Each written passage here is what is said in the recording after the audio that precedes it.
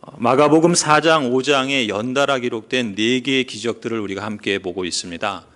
세 번째 기적과 네 번째 기적 이야기는 서로 연결되어 있습니다. 화면을 보시면은요.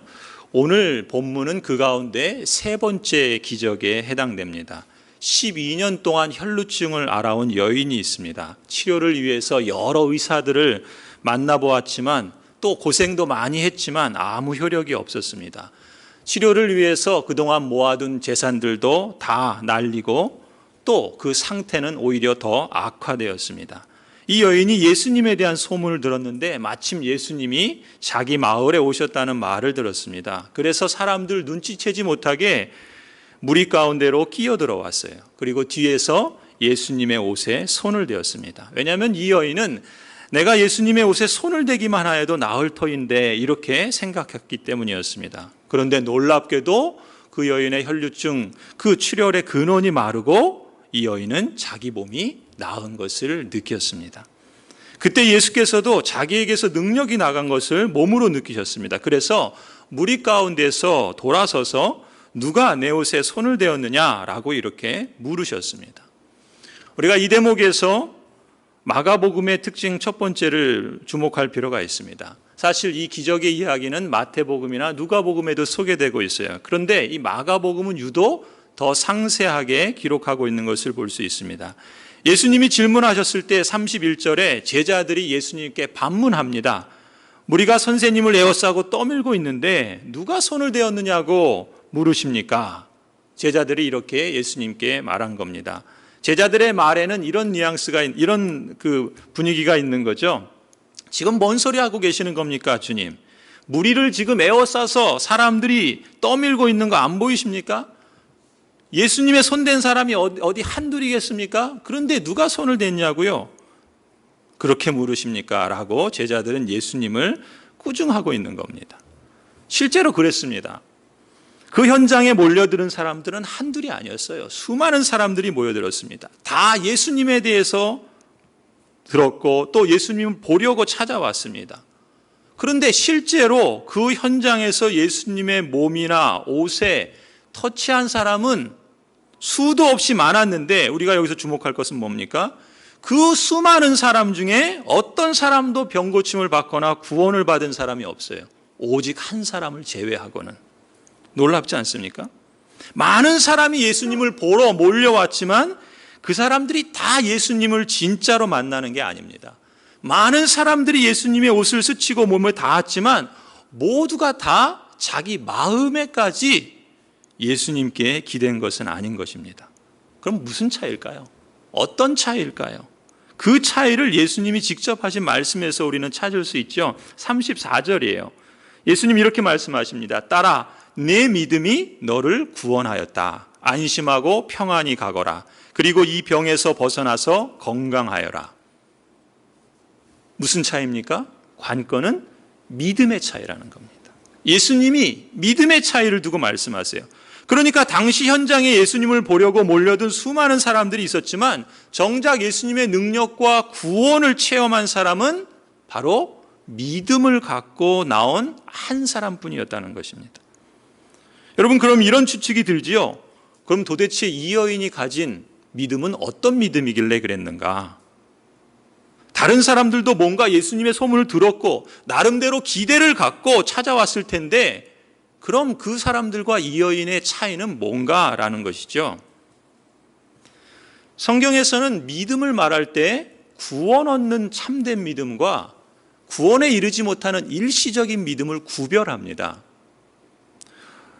먼저 우리는 이 예수님께서 하신 이 여인의 믿음, 너의 믿음 이렇게 말했을 때 그럼 도대체 어떤 구절에서 이 여인의 믿음에 대한 단서를 찾을 수 있는가 주목해 볼 필요가 있겠죠.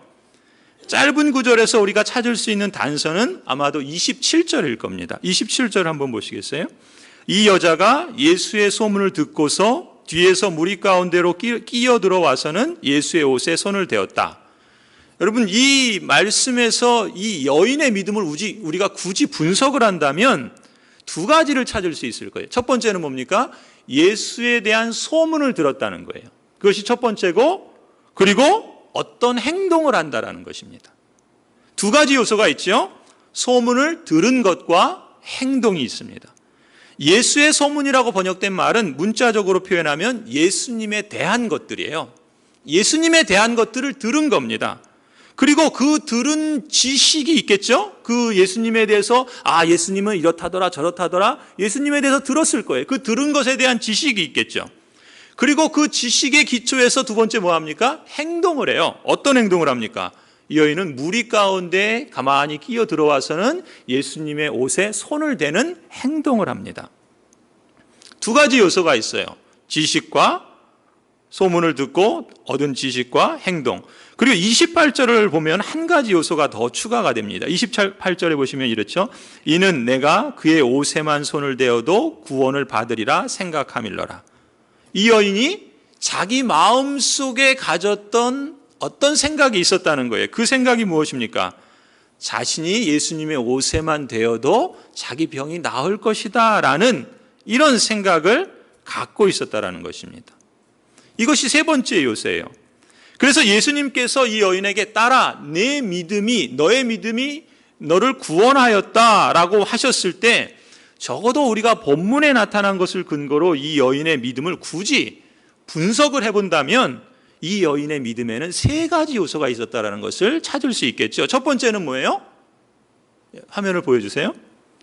예수님의 소문을 들은 거예요. 첫 번째. 그렇죠? 두 번째는 뭡니까? 그 소문을 들은 그 지식을 근거로 자기 마음속에 어떤 생각을 받아들였어요. 그죠? 내가 예수님의 옷에 손을 대기만 해도 나을 거다라고 하는 그 지식에 근거한 어떤 생각을 자기 마음속에 받아들인 거예요. 세 번째는 뭐예요? 예수님께 나아가서 예수님의 옷에 손을 대는 행동을 합니다. 그러니까 예수님에 대해 듣고 그걸 근거로 해서 어떤 생각을 갖고 그리고 그 생각에 기초해서 어떤 행동을 하는 것이 이 여인이 보인 적어도 이 말씀에서 나타난 이 여인의 믿음의 요소들이라고 말할 수 있어요. 그래서 이것을 두고 예수님은 너의 믿음이라고 하셨고 너의 그 믿음이 너를 구원하였다 이렇게 말씀하신 겁니다. 정리를 해보면요, 예수님이 보신 믿음이라는 것, 달리 말해서 성경이 가르치는 구원 얻는 믿음, 참된 믿음이란 무엇인가? 예수님에 대해서 듣는 겁니다. 그리고 그 들은 지식을 마음에 받아들이는 거예요. 그리고 그 지식과 그 말씀을 주신 하나님 자신을 신뢰하고 의지하고 순종하는 것, 이것이 바로 구원 얻는 믿음입니다. 예수님에 대해서 듣고 그 지식의 근거에서 그 지식을 받아들이고 그리고 그 지식과 그 말씀을 주신 하나님 자신을 신뢰하고 의지하고 순종하는 것, 이것이 구원 얻는 믿음이라 정의할 수 있어요. 우리가 고백하는 하이델베르그 교리문답에서도 가르칩니다. 21문에 참된 믿음을 이렇게 가르치고 있어요. 우리 같이 한번 읽어볼까요? 참된 믿음은 있습니다. 시작. 참된 믿음은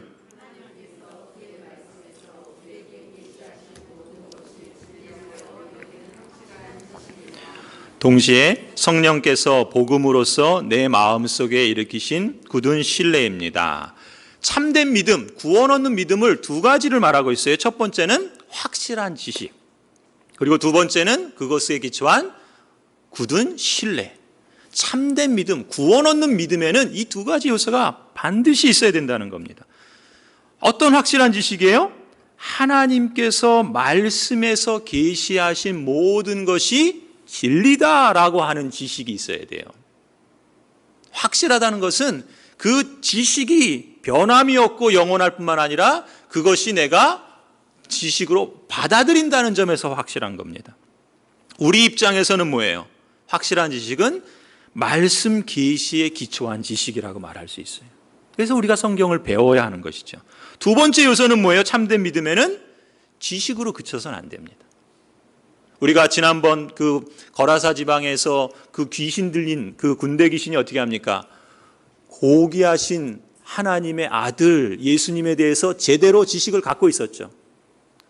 귀신들도 예수님에 대한 지식을 갖고 있어요. 사람들도 예수님에 대한 지식을 갖고 있어요. 그러나 그것이 구원 얻는 믿음으로 반드시 역사하는 건 아닙니다. 반드시 거기에 뭐가 있어야 되는가? 굳은 신뢰가 있어야 된다는 거예요. 굳은 신뢰라는 것이 뭡니까? 성령께서 복음으로써 내 마음속에 일으키신 굳은 신뢰. 우리 입장에서 그걸 달리 표현하면 전적인 신뢰인 거예요. 여러분, 본문의 경우를 한번 보세요. 이 여인의 경우를 보세요. 이 여인에게 어떤 지식이 있었습니까? 27절에 보면은 예수님에 대한 소문을 들었어요. 믿음은 들음에서 나죠. 예수님에 대한 소문을 들었어요. 그리고 28절에 그 여자는 그 소문을 근거해서 마음속에 생각했어요. 뭐라고요? 내가 예수님의 옷에 대기만 해도 내 병이 나을 것이다 라고 하는 생각을 받아들이고 갖고 있었어요. 이게 확실한 지식이에요. 그리고 거기에 머무르지 않습니다. 어떻게 해요? 신뢰로 행동합니다. 27절, 뒤에서 무리 가운데로 끼어들어와서는 예수의 옷에 손을 댑니다. 여러분, 거라사 지방에 귀신 들린 사람들, 군대 귀신 어떻게 합니까?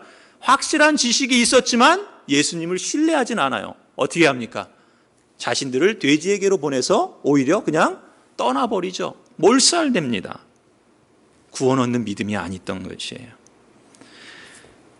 하나님의 언약 백성으로 초대받은 성도 여러분, 구원 얻는 믿음을 소유하려면 지식이 필수입니다. 지식이 곧 믿음이 될 수는 없어요.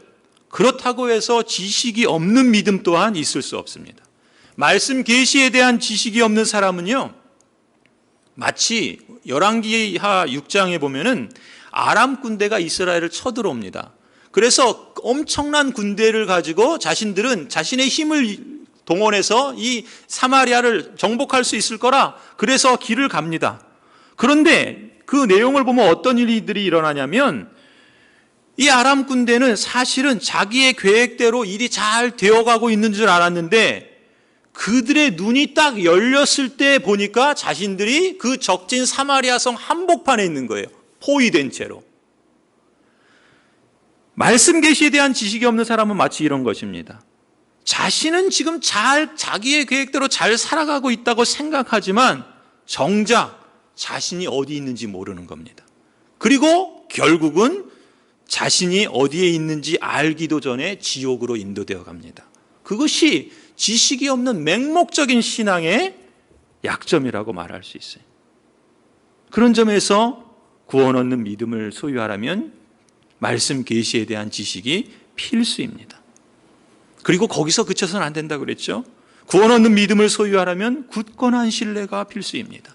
굳건한 신뢰를 가지려면 우선 무엇이 있어야 될까요? 우리 인생에 대한 죄의 심각성을 인식할 수 있어야 됩니다. 그리고 그 죄에 대해서 우리 스스로 구원할 수 없다는 것을 뼈저리게 절감해야 됩니다.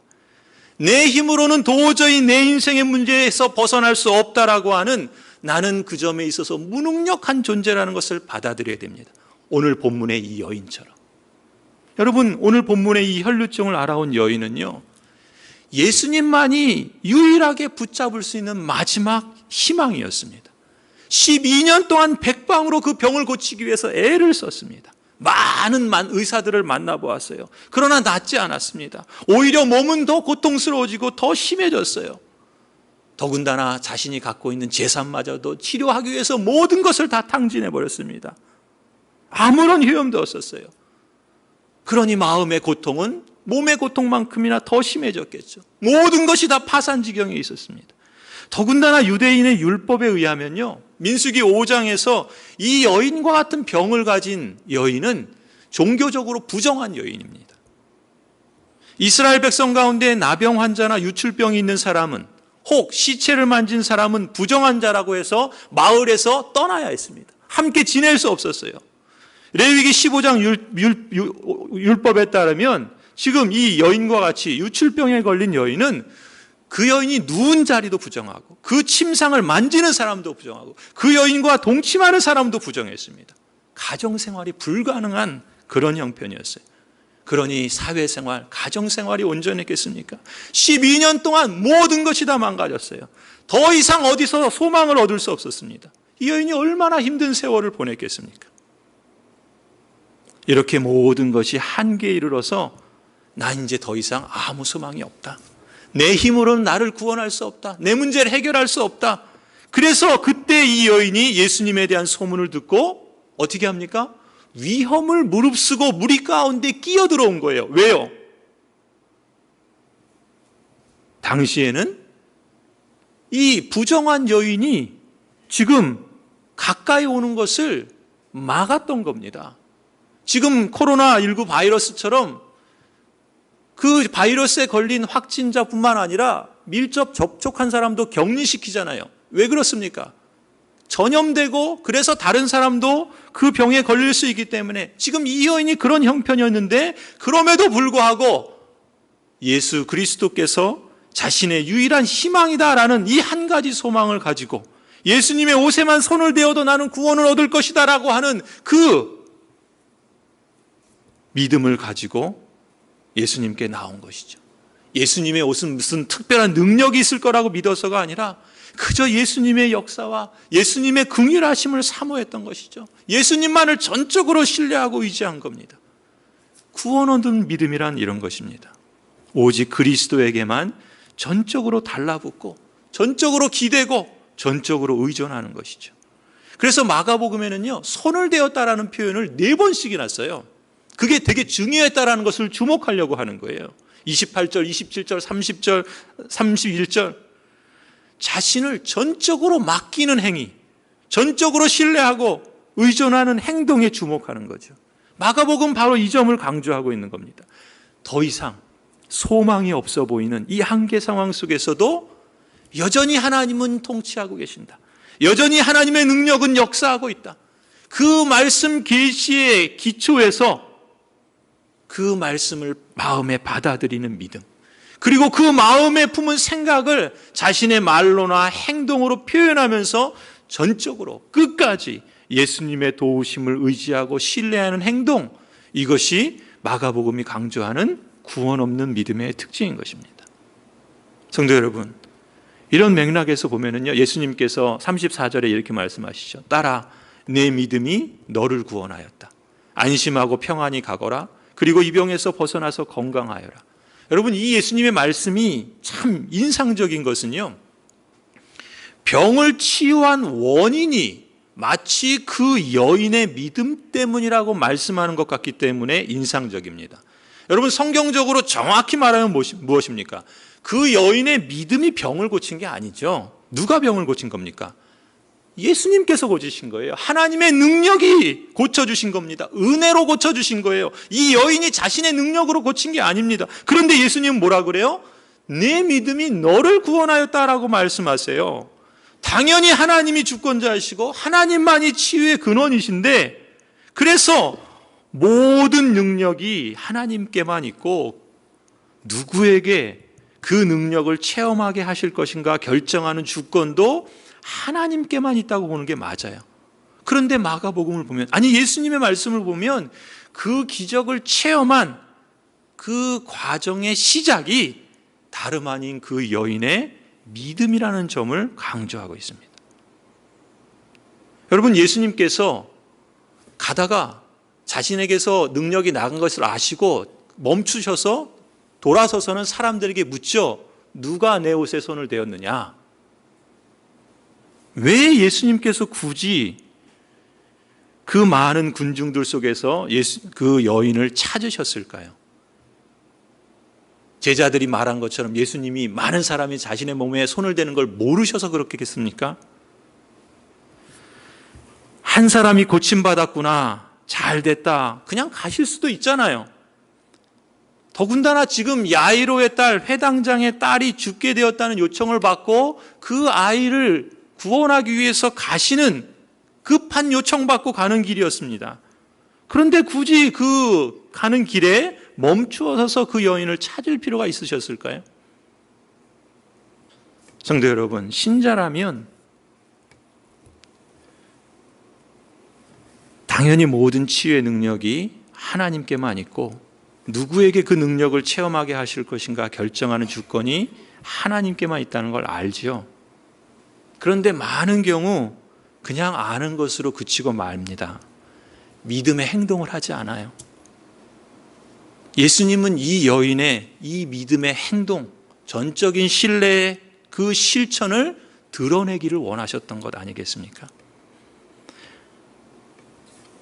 바로 그 현장에서 그 기적을 체험하는 과정의 시작이 바로 이 믿음을 가진 사람에게서부터 시작된다라는 사실을 그 여인에게 알려주실 뿐만 아니라 그 주위에 있는 사람들에게, 아니 엉뚱한 질문을 하고 있는 제자들에게 예수님이 누구신가를 보여주시고자 했던 것이죠. 그리고 그 하나님의 나라가 어떻게 그 한 여인의 믿음과 거기서 비롯된 신뢰에서부터 나오는가라는 것을 일깨워 주시고자 했던 것이죠. 성도 여러분, 여러분이 지금 어떤 처지와 상황 가운데 있을지라도 이 당시 현장에 예수님을 터치했던 수많은 사람들 중에 잊지 마십시오. 그 중에서 예수 그리스도의 치유와 구원을 체험한 이 여인처럼 끝까지 예수님의 통치와 예수님의 능력을 의지하고 신뢰하고 행동하는 믿음의 사람이 되시기를 간절히 축원합니다. 두 번째 마가복음의 특징이 있어요. 그것은 이 혈류병을 고침받은, 이 혈류병을 알아온 여인의 반응입니다.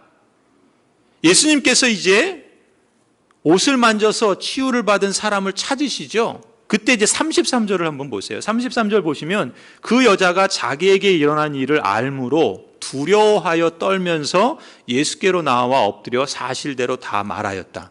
여기 보면 치유받은 여인이 두려워하며 떨며 와서 예수님 앞에 엎드렸다. 그리고 모든 사실을 이제 실토합니다. 여러분, 뭐 때문에 이 여인이 두려워했을까요? 뭐 때문에 이 여인은 떨었을까요? 한마디 하지 않고 허락도 없이 예수님의 능력을 마치 몰래 훔쳐가듯이 빼앗았기 때문에 그랬을까요? 아니면 정말 치료받을 줄은 생각은 못했는데 엄청난 기적이 자신에게 일어났기 때문에 당황해서 두려웠던 걸까요? 잘 모르겠습니다. 하지만 우리가 본문을 가만히 관찰하면요, 두 가지 이유 때문이라는 것을 발견할 수 있어요. 하나는요, 이 여인은 자신이 부정한 여인이라는 걸 알았던 거예요. 그래서 사람들 중에 숨어 들어와 있다는 생각 때문에 두려웠던 겁니다. 앞서도 말씀드린 것처럼 유대인의 정결 예법에 따르면 이 여인은 부정한 여인이에요. 사람들하고 가까이 하면 안 돼요. 사람들과 이 모인 곳에 가까이해서는 안 되는 겁니다. 부정탄 사람과 접촉하면은 접촉한 사람 역시 부정해진다고 믿었기 때문에 이걸 위반할 경우 어떻게 됩니까? 지금도 이걸 위반하면 법적인 처분을 받기까지 하지 않습니까? 당시도 그랬던 거예요. 이런 이유 때문에 이 여인도 공개적으로 예수님께 나가지 못했습니다. 그렇게 부정한 자신이 사람들 사이에 숨어 있어서는 안 될 자리에 있었던 것도 그렇고, 게다가 사람들이 지금 마치 요즘 팬클럽처럼 예수님을 메시아로 여기고 잔뜩 기대하면서 예수님 쫓아다니고 있었거든요. 그런데 그런 예수님을, 이 부정한 여인이 자신의 손으로 예수님을 만졌으니 어떻게 됩니까? 그들의 생각에는 예수님도 부정해지는 거예요. 그런데 그 사실이 탄로가 나니까 이 여인이 얼마나 두려웠겠습니까? 또 이 여인이 두려워 떨었던 두 번째 이유는요, 지금 이 길이 어떤 길입니까? 회당장 야이로가 자신의 딸을 고쳐달라고 가던 길이었어요. 그런데 이 여인 때문에 지금 그 가던 길이 중단된 거예요. 예수님의 사역이 방해가 되는 겁니다. 그렇게 생각을 한 거예요. 회당장은 누군가? 말하자면 요즘 장로님 같은 분이에요. 유대인의 회당을 책임지는 사람이에요. 유력한 사람입니다. 힘 있는 사람이에요. 말하자면 목사님 신방 가고 있는데 갑자기 방문객 하나가 찾아와서 급한 일이 있어서 장로님 그 집에 신방 가서 지금 약속이 잡혀서 가는 길인데 방문객 하나가 찾아와서 그 길을 막아버린 거예요. 그러니 어떻겠습니까?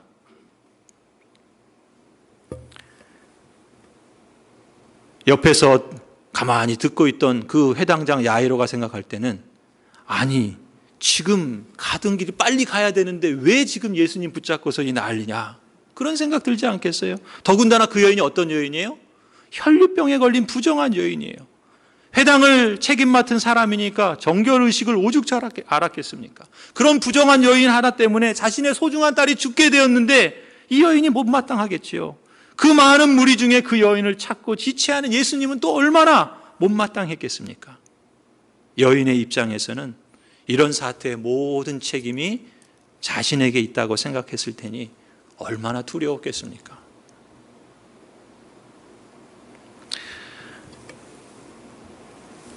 이 여인은요, 어찌 보면은 몸도 상하고 또 마음도 상하고 경제적으로 파탄나고 가정생활도 깨지고 사회생활도 다 깨지고 그야말로 모든 것이 다 무너진 그런 여인이라는 것을 짐작할 수 있습니다.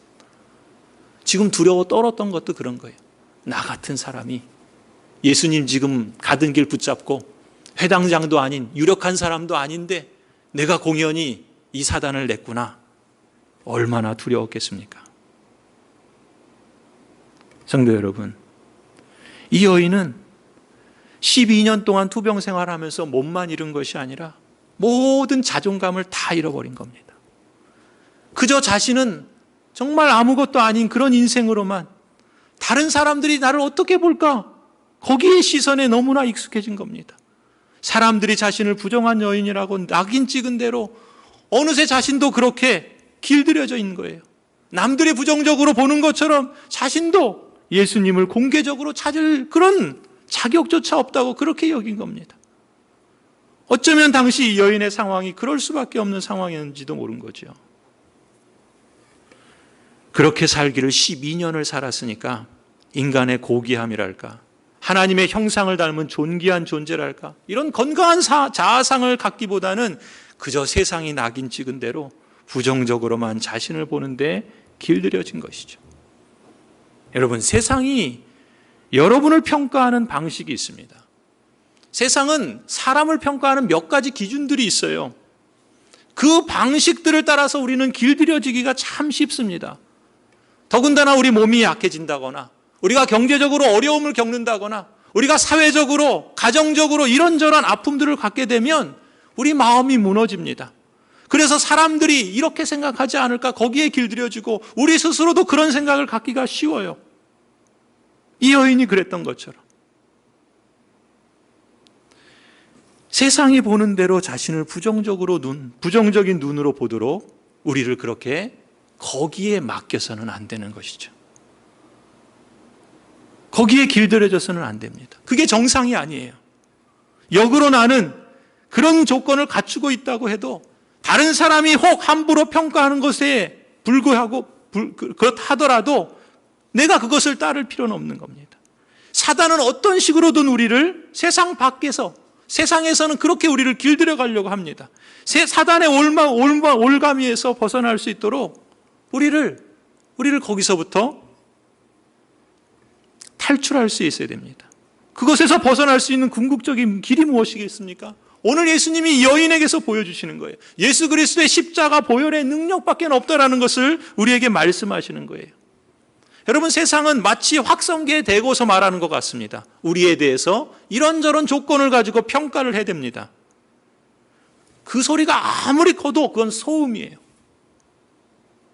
오늘 우리는 예수님이 하시는 말씀에 귀 기울여야 합니다. 그걸 듣고 내 마음에 받아들여야 됩니다. 그리고 그 하나님을 전적으로 신뢰해야 됩니다. 34절에 예수님께서 이렇게 말씀하십니다. 딸아, 내 믿음이 너를 구원하였다. 안심하고 평안히 가거라. 그리고 이 병에서 벗어나서 건강하여라. 예수님은 이 여인의 병만을 고치신 게 아닙니다. 이 여인에게 진정한 평안이 무엇인가를 보여주시는 겁니다.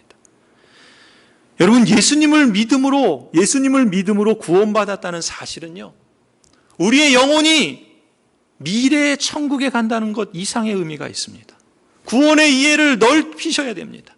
예수 그리스도의 십자가의 보혈은 분명 12년 동안 알아온 이 육신의 질병을 치유하는 능력이 있습니다.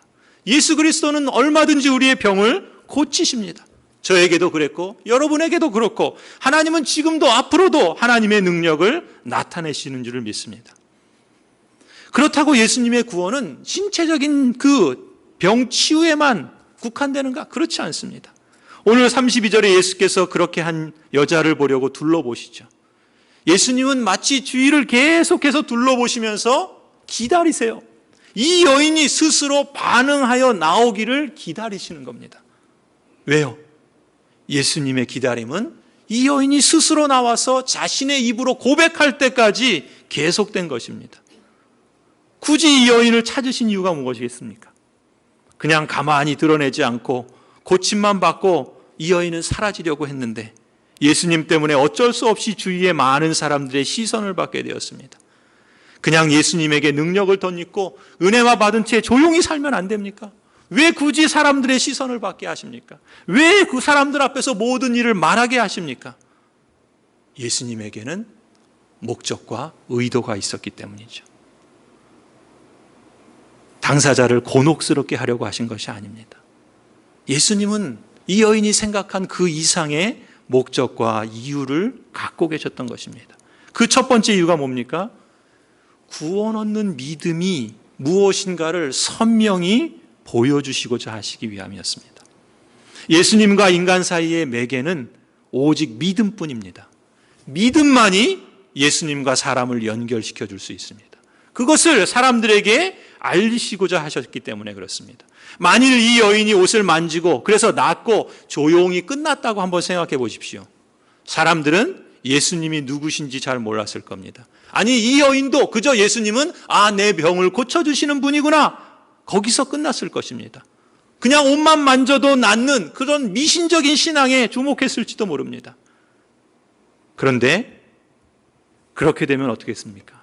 예수님이 구원하시는 하나님이시고 믿음의 대상으로서 주인공으로 경배하실 만한 그런 분이 아니라 그저 내 구원의 목적을 위해서, 내 병 고침을 위해서 내가 이용해도 되는 그런 수단으로 전락하고 말았을 것입니다. 그런데 예수님은 그 여인을 찾으셔서 많은 사람들 속에 나오게 하시고 그의 믿음을 강조하심으로써 사람들이 그저 미신적 신앙에 빠지는 것을 공개적으로 시정하시고자 하셨던 것입니다. 두 번째 이유는요, 이 여인의 자발적인 간증을 원하신 것입니다. 예수님은 제자들과 주위 사람들이 이 여인의 간증을 듣고 하나님의 능력을 드러내기를 원하셨습니다. 요약하자면 그렇습니다.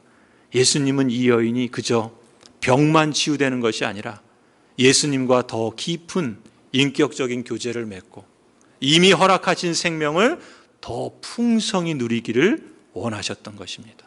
그래서 내 믿음이 너를 구원하였다 하시고 안심하고 평안히 가라고, 이 병에서 벗어날 뿐만 아니라 건강한 삶, 평안한 삶을 살아가라고 말씀하십니다.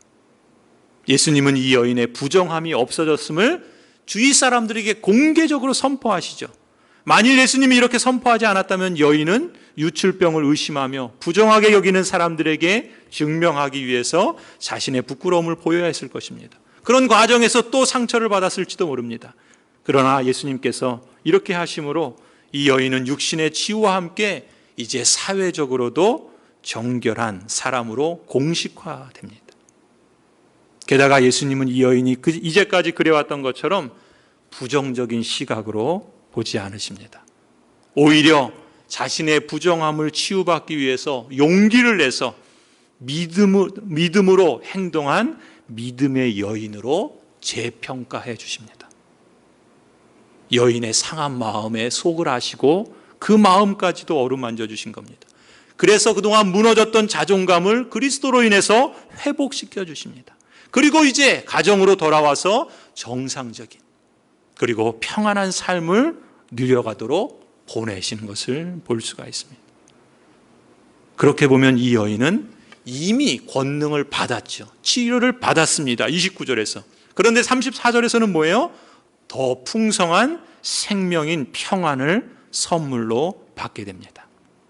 성도 여러분, 누구라도 예수 그리스도께 나아올 때 얼마든지 그 십자가 보혈의 피로 죄를 덮고 또 새롭게 치유되고 구원해 주시는 능력이 바로 예수 그리스도의 구원입니다.